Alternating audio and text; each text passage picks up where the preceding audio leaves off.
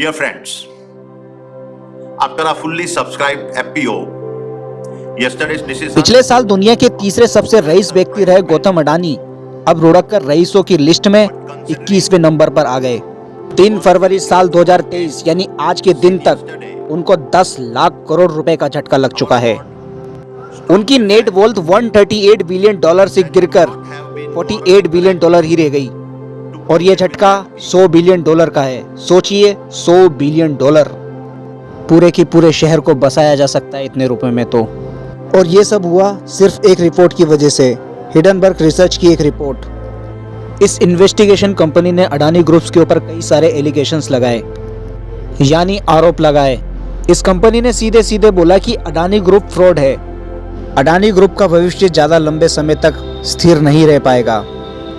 Accounting fraud, stock market manipulation, corruption, money laundering जैसे कई संगीन आरोप इस कंपनी के ऊपर लग चुके हैं। हिडनबर्ग कंपनी ने डायरेक्ट बोला है, यदि आप लोगों को हमारी बातों पर यकीन नहीं है तो आप हमारे ऊपर केस फायर कर सकते हैं। इस कंपनी ने अडानी ग्रुप के शेयरों की शॉर्ट सेलिंग की है।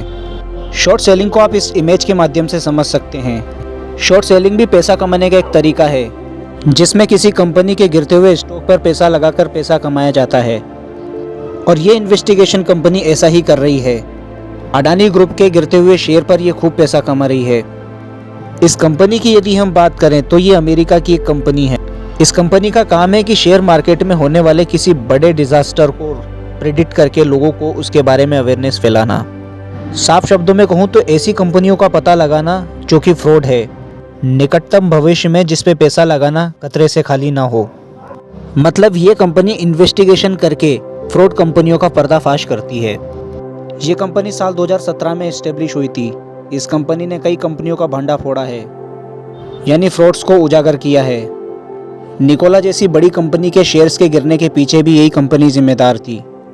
दुनिया के कई लोग इस कंपनी की रिसर्च के ऊपर भरोसा करते हैं, इसीलिए तो लोगों ने अडानी ग्रुप से पैसा खींचकर अडानी साम्राज्य को गिरा दिया। गौतम अडानी के छोटे भाई राजेश अडानी पर टैक्स फ्रॉड का आरोप है और ये 2 बार अरेस्ट भी किए जा चुके हैं इसी वजह से।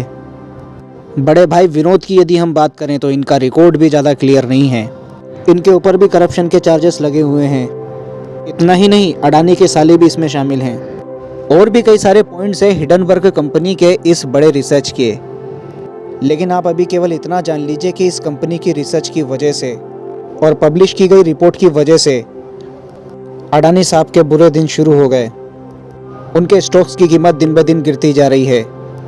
इन दिनों बीतता हुआ हर दिन उनके लिए करोड़ों का नुकसान करा रहा है। जिस स्पीड से वो दुनिया के तीसरे सबसे अमीर व्यक्ति बने थे, उससे कई गुना ज़्यादा स्पीड से वो अपना पैसा गंवा रहे हैं। अगर ऐसा ही चलता रहा तो ये कंपनी जल्दी ही दिवालिया घोषित हो जाएगी। Adani sea ports, Adani power house, solar house जैसे 7 अलग अलग फील्डों में पैसा कमाने के बाद गौतम अडानी वर्षों की मेहनत के बाद अमीर बने थे। अडानी ग्रुप्स के शेयर मार्केट में प्राइस गिरने की वजह से शेयर मार्केट में मानो भूचाल सा आ गया है, भूकंप सा आ गया है। चाहे निफ्टी हो या सेंसेक्स, सबके इन दिनों बुरी तरीके से 12 बजी हुई है। ये दोनों मार्केट कभी अडानी ग्रुप की वजह से काफ़ी हाई हुआ करते थे, जो कि अब बुरी तरीके से नुकसान झेल रहे हैं। विशेषज्ञों का कहना है कि इस कांड की वजह से भारत की अर्थव्यवस्था में भी बदलाव देखने को मिलेगा। अब जो भी होगा वो देखने योग्य होगा। आपका कीमती वक्त देने के लिए धन्यवाद।